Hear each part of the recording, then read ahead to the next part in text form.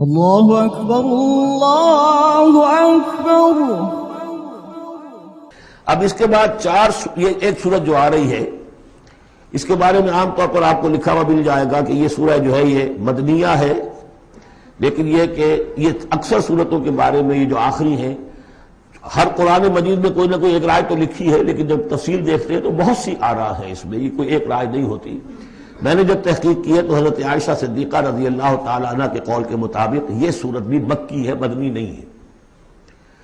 سورۃ البینہ، بسم اللہ الرحمن الرحیم، لم یکن الذین کفروا من اہل الکتاب والمشرکین منفکین حتی تأتیہم البینہ۔ نہیں تھے وہ لوگ جنہوں نے کفر کیا تھا اہل کتاب میں سے اور مشرکین میں سے کہ انہیں علیحدہ کر دیا جاتا یا باز آ جاتے حتی تأتیہم البینہ، جب تک کہ ان کے پاس بینہ نہ آ جاتی۔ ظاہر بات ہے کہ وہ گمراہی میں مبتلا تھے، کوئی بین چیز آئے، کوئی واضح چیز آئے جس سے کہ ان کو محسوس ہو جائے، شعور ہو جائے کہ ہم گمراہی پر ہیں۔ اور یا اس کا مفہوم یہ ہے کہ جب تک بین ان کے اوپر بات نہ آ جائے اس وقت تک انہیں کاٹا نہیں جا سکتا، انہیں اپنے سے علیحدہ نہیں کیا جا سکتا۔ منفک جو ہے یہ دونوں طریقے سے معنی دے گا۔ اب قابل غور کیا بات ہے، وہ بینہ کیا ہے؟ رسول من اللہ یتلو صحفا مطہرۃ فیہا کتب قیمہ، ایک رسول اللہ کی جانب سے جو تلاوت کرتے ہیں پاکیزہ اوراق کی، اور وہ فیہا، ان اوراق میں کیا ہے؟ بڑی مضبوط کتابیں لکھی ہوئی ہیں، احکام ہیں اللہ کے۔ کتاب کا لفظ خاص طور پر میں بتاتا آیا ہوں آپ کو کہ یہ احکام شریعت کے لیے آتا ہے۔ فیہا کتب قیمہ، یہ ہے وہ چیز کہ جب اللہ کا رسول اللہ کی کتاب لے کر آ جائے تو یہ بینہ اب ہو گئی، اب بات واضح ہو گئی، اب کسی شک و شبہ کی گنجائش نہیں رہی۔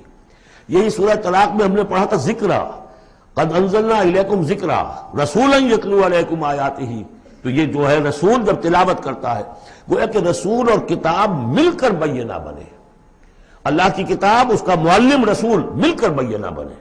اس اعتبار سے بینہ اور ذکرہ کی جو تعبیر ہوئی ہے اور اس کی ڈیفینیشن جو ہوئی ہے سورہ بینہ میں اور سورہ طلاق میں، وہ بہت اہم ہے۔ اب فرمایا وما تفرق الذین اوتوا الکتاب الا من بعد ما جاءتهم البینہ، یہ جن لوگوں کو کتاب دی گئی تھی انہوں نے جو پہلے بھی تفرقہ کیا ہے آپس میں، یہ جو بٹ گئے، یہ کوئی نصارہ بن گئے، کوئی یہودی بن گئے، پھر نصارہ میں نہ معلوم کتنے فرقے ہوئے اور یہودیوں میں کتنے فرقے ہوئے، یہ سارا تفرقہ ہوا کب؟ الا من بعد ما جاءتهم البینہ، مگر یہ کہ ان کے پاس بینہ آ چکی تھی، گویا کہ اس کے اب جرم کی وہ پورے طور پر اس کی سزا کے سزاوار ہو چکے۔ وما امروا، یہ آیت اس اعتبار سے بہت اہم ہے کہ دین کا پھر وہی خلاصہ جو ہم نے پڑھا تھا بہت ہی شد و بد کے ساتھ سورہ زمر میں، وہ پھر آ گیا۔ وما امروا الا لیعبدوا اللہ مخلصین لہ الدین حنفاء، اور انہیں حکم نہیں ہوا تھا مگر اس بات کا کہ بندگی کریں، پرستش کریں اللہ کی، لیکن اس کے لیے اپنی اطاعت کو خالص کرتے ہوئے۔ یہ نہیں کہ نماز تو اللہ کی پڑھ رہے ہیں لیکن یہ کہ اور کام اپنے نفس کی مرضی کے مطابق کر رہے ہیں، وہاں اللہ کے حکم کو ٹھکرا دیا ہے۔ کاروبار جو کر رہے ہیں وہ اور طریقوں سے کر رہے ہیں جو حرام ہے، تو یہ تو پھر بندگی نہ ہوئی۔ یہ تو وہ بات ہو گئی افتؤمنون ببعض الکتاب وتکفرون ببعض، کیا تم ہماری کتاب اور شریعت کے ایک حصے کو مانتے ہو اور ایک کو رد کر دیتے ہو؟ فما جزاء من یفعل ذلک منکم الا خزی فی الحیاۃ الدنیا، تو جو کوئی بھی تم میں سے یہ رویہ اختیار کرے گا اس کی کوئی سزا اس کے سوا نہیں ہے کہ دنیا میں ذلیل و خوار کر دیے جائیں، ویوم القیامۃ یردون الی اشد العذاب، اور قیامت کے دن بدترین عذاب میں جھونک دیے جائیں۔ دنیا کی رسوائی تو آج ہمارے ماتھے پر لکھی ہوئی ہے۔ 1.5 ارب انسان، 1.25 ارب تو کم سے کم ہے، 120-130 کروڑ سے کم نہیں آج مسلمان، عزت نام کی کوئی شے نہیں۔ عالمی معاملات میں وی ہیو نو سے، کسنمی پرست کے بھیا کیس تھی، ہماری پالیسیاں کہیں اور بنتی ہیں، کہیں اور سے ہمارے بجٹ کے لیے انسٹرکشن کہیں اور سے آتی ہیں، اور تو اور بات ہے۔ تو وما امروا الا لیعبدوا اللہ مخلصین لہ الدین حنفاء، یکسو ہو کر پوری زندگی اللہ کے قانون کے تحت ہوگی تو پھر عبادت قبول ہوگی، ورنہ یہ جو ہے کہ کچھ اللہ کو دو اور کچھ قیصر والا قیصر کو دو، خدا والا خدا کو دو، یہ اسلام میں قابل قبول نہیں۔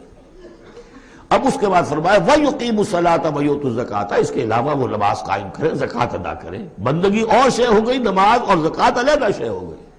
بندگی تو اطاعت ہے، زندگی آمد برائے بندگی، زندگی بے بندگی شرمندگی۔ اس بندگی کے حقوں کے تقاضوں کو پورا کرنے کے لیے نماز دی گئی آپ کو، تاکہ آپ یاد تو کرتے رہیں، اللہ کو یاد تو کرتے رہیں، تاکہ وہ جو عہد کیا ایاک نعبد و ایاک نستعین دن میں 5 مرتبہ تازہ ہو جائے۔ اس کو حفیظ نے کہا ہے کہ سرکشی نے کر دیے دھندلے نقیش بندگی، سرکشی نے کر دیے دھندلے نقوش بندگی، آؤ سجدے میں گرے لوح جبین تازہ کرے۔ یہ جو ہے اس کے اوپر دھندلے ہو گئے نقوش بندگی، نماز پڑھو تاکہ بندگی کا نقش پھر اور چمک اٹھے۔ ایاک نعبد و ایاک نستعین کتنی مرتبہ دہراؤ گے سورہ فاتحہ کو ہر نماز میں تو تم اپنے عہد کو تازہ کر رہے ہو۔ اور زکوٰۃ دو، وذالک الدین القیمہ، یہی ہے سیدھا دین، ہمیشہ کا دین۔ ان الذین کفروا من اہل الکتاب والمشرکین، بے شک وہ لوگ جنہوں نے کفر کی روش اختیار کی، خواہ وہ اہل کتاب میں سے تھے یہود اور نصارہ، والمشرکین خواہ وہ مشرکین میں سے تھے، فی نار جہنم خالدین فیہا، وہ ہوں گے جہنم کی آگ میں، اس میں ہمیشہ ہمیشہ رہیں گے۔